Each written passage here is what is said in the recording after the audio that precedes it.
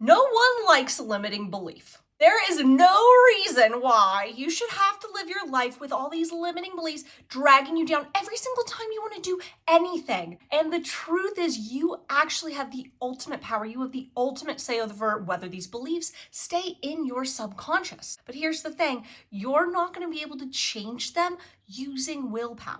You have to go to a different place than you've ever gone before. Because here's the truth, limiting beliefs actually only show up when we're living our life, we're doing stuff, we're trying to make things happen on the outside, but they can only be healed not out there. They can only be healed by stopping what you're doing, stopping trying to do things, and stopping your forward motion and completely collapsing, going inside, seeing what's in there, and allowing the internal healing process that needs to take place to occur.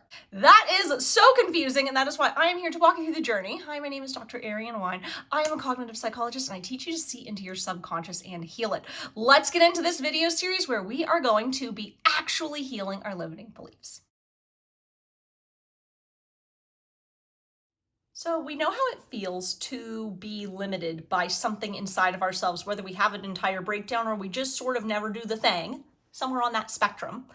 But do you actually know what is happening behind the scenes?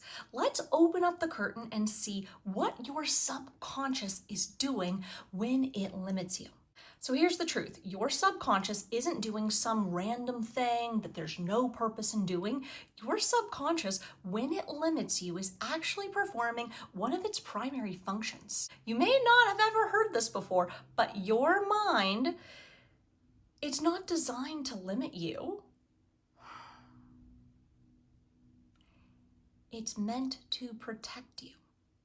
You have triggered, through your experiences of life, one of the ultimate fail-safe mechanisms to prevent you from receiving further harm.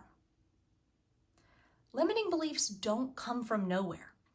They come from people. They come from experiences. They come from us having real world, real life things occur, maybe even before we have memories, that damaged us. And they damaged us on such a simple level, such a deep level, and such a specific level that we have a hard time ever finding the real root and the real reason why we just can't seem to do the thing. But the truth is that your subconscious has found that it is necessary to stop a bad thing from happening that happened before. That's it. You had experiences in your life before that harmed you. And guess what? You had no way of knowing that you wouldn't be able to make sure that never happened again. For example, if you're really young, you can't control other people. You can't control what's going on in the world. You are helpless, and your mind knows this. So instead of saying, okay, we'll make sure this person never hurts us again by putting them in a cage, instead what we're going to do is we're going to actually make some change where we know we can make it, which is not out there, it's in here.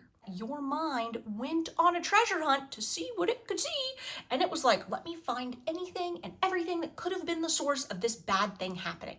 Where the bad thing happening is something harming you, or you not getting the resources that you needed or expected, which is also a form of harm.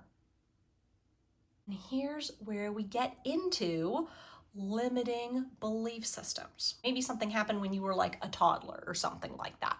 You fell down and got hurt, and now you're afraid of stairs. Makes sense, right? But when you're an adult, that very basic programming has proliferated. It has gone searching everywhere for anything that might match the original conditions of terror. As a child, to you, stairs were scary. We feel weird about going downstairs every single time we go down them. You don't exactly know why, but as it turns out, you took a horrible spill when you were a child. What that turns into when you are an adult is anything that feels stair-like ends up making your internal biology do the same thing, which is makes you pause before you go down the stairs. It makes you reach out and make sure you're holding the handrail. It makes you think maybe I'll just take the elevator. It makes you think maybe I won't go down the stairs at all. It's not about the stairs anymore. It's about that feeling.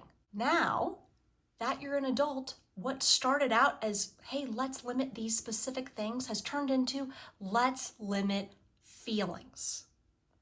Let's limit generalized states of being. This is also sad. Let's just limit the shit out of this person's life. And now you know why that is. So that is what a limiting belief actually is. A limiting belief is your subconscious's inbuilt protection mechanism that has been turned on to deal with specific circumstances was when you were very young, and now has been left on for too long and has generalized to anything and everything that could feel like that original pain. So that's basically the first thing that I wanted to tell you in this series. You actually don't have limiting beliefs. You have inbuilt protection mechanisms that have gotten way out of control. And that is why I say it is actually kind of cool, because it's completely in your power to go in and change these things, to actually get your mind to stop limiting you, because now you know what it is doing. I want to invite you to come watch the next video in this little mini series, How Your Mind Protects You. I want to show you exactly what your mind is doing to limit you. Specifically, there's 2 protection mechanisms that are in there. And once you understand what these 2 protection mechanisms are and how they operate, you're going to know how to sneak past security and get in there and help that limiting belief to change. So come join me in the next video, and I'll see you there.